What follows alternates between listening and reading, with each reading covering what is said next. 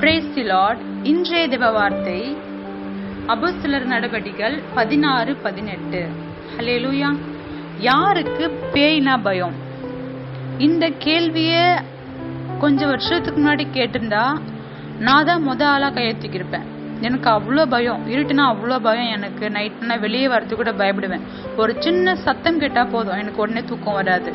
ஒரு சகோதரன் என்கிட்ட கேட்டாங்க, நைட்ல எனக்கு அநேகமா பேய் கனவா வருது, நான் என்ன பண்ணலாம் அப்படின்னு சொல்லி கேட்டிருந்தாங்க. என்னுடைய வாழ்க்கையிலயும் அதே மாதிரி பிரச்சனை நான் ஃபேஸ் பண்ணியிருக்கேன்.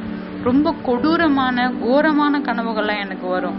ஸோ அந்த மாதிரி வரும்போது எனக்கு தூக்கமே வராது. ஏன்னா அந்த பதட்டத்திலேயே எனக்கு தூக்கம் வராது. ஸோ அந்த இருட்டை பார்த்தா, நைட்ல முழிப்பு வந்தா, நான் எதையோ பார்த்துட்டு அப்படியே பார்த்துட்டு படுத்துட்டே இருப்பேன். ஸோ அந்த மாதிரி பயந்து சுபாவம் நான்.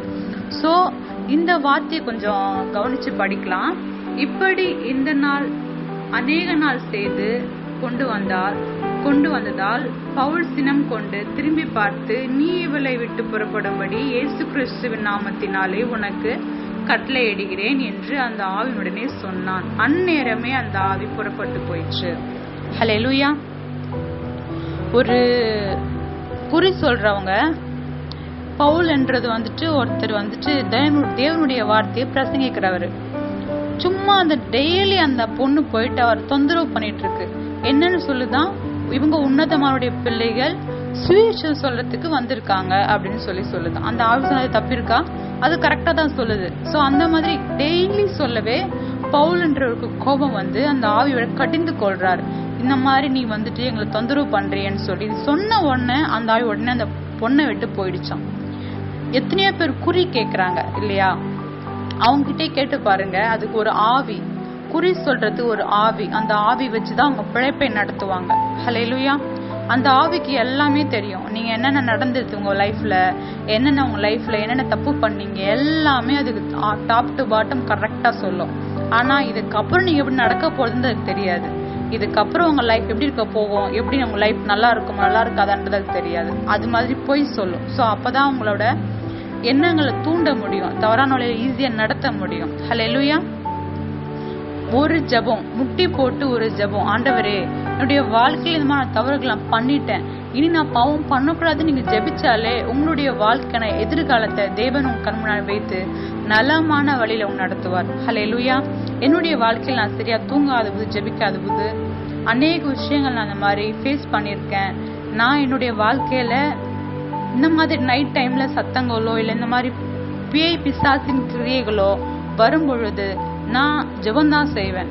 நைட்டு தூங்கும் போது ஒரு ஸ்மால் ஜெபம், படுத்துக்கிட்டே ஜெபிச்சுட்டு தூங்குவேன். ஆண்டவருக்கு நன்றி சொல்லுவேன். இந்த மாதிரி ஆண்டவர் இன்னைக்கு நாள் கூட நல்லா நடத்துனீங்க, அதுக்கு நன்றி சொல்லி, இந்த நைட்டு கூட என் கூட நீங்க இருக்கிறீங்க. வேதத்துல ஒரு வார்த்தை இருக்கு, இஸ்ரவேலின் தேவனாய கர்த்தர் உறங்குவதும் இல்லை தூங்குவதும் இல்லைன்னு சொல்லிட்டு ஒரு வார்த்தை இருக்கு.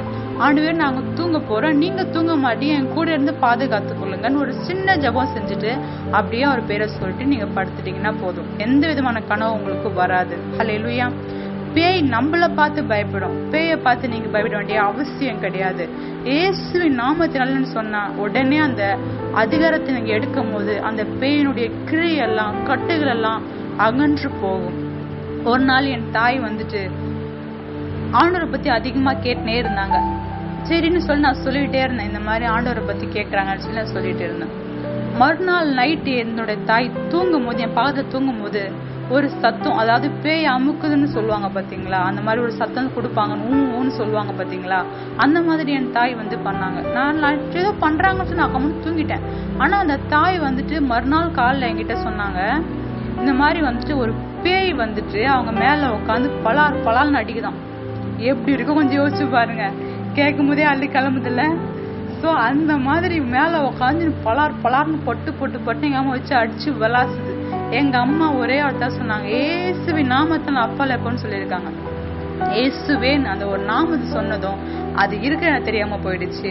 மறுநாள் காலைல எங்க தாய் நல்ல சுகபலத்தோட தூங்கி எழுந்தாங்க. ஹல்லேலூயா. நம்மளுடைய அதிகாரத்தை நம்ம கையில எடுத்தா சாத்தானின் அதிகாரம் உடைக்கப்படும். இந்த நாள்லயும் இந்த மாதிரி பிரச்சனைகள் எனக்கும் இருக்கு, சரியா தூக்கம் இல்ல, பேய் சத்த கண்டா எனக்கும் பயமா இருக்குன்னு இருக்கிறவங்க என்னோடு சேர்ந்து ஜெபம் பண்ணுங்க. சாத்தானை மேற்கொள்ளும் தேவனுடைய கிருபை உங்களோடு இருப்பதாக. அன்பின் தேவனாகிய கர்த்தாவே, உம்முடைய வல்லமை பெரிது சுவாமி. கிருபை தகப்பனே, எண்ணி முடியாத ராஜா, சாத்தானை காலின் கீழ் மிதித்தவர் நீர். இந்த நாளிலும் சுவாமி, இந்த பொல்லாத ஆவில நான் ரொம்ப கஷ்டப்படுறேன், எனக்கு சரியா தூக்கம் இல்லை, வீட்டுல பிரச்சனைகள் இருக்கு, இந்த பொல்லாத ஆவில நான் கஷ்டப்படுறேன்னு ஜெபிக்கிற ஒவ்வொரு பிள்ளைகளும் இயேசுவின் நாமத்தினாலே உம்முடைய ஆளுகை, உம்முடைய பரிசுத்தம் உண்டாகட்டும். எல்லா பிசாசின் கட்டுகளை உடைக்கப்படட்டும் இயேசுவின் நாமத்தினாலே. கர்த்தர் கூட இருந்து நடத்துங்க. இயேசு கிறிஸ்துவின் நாமத்தில் ஆமென்.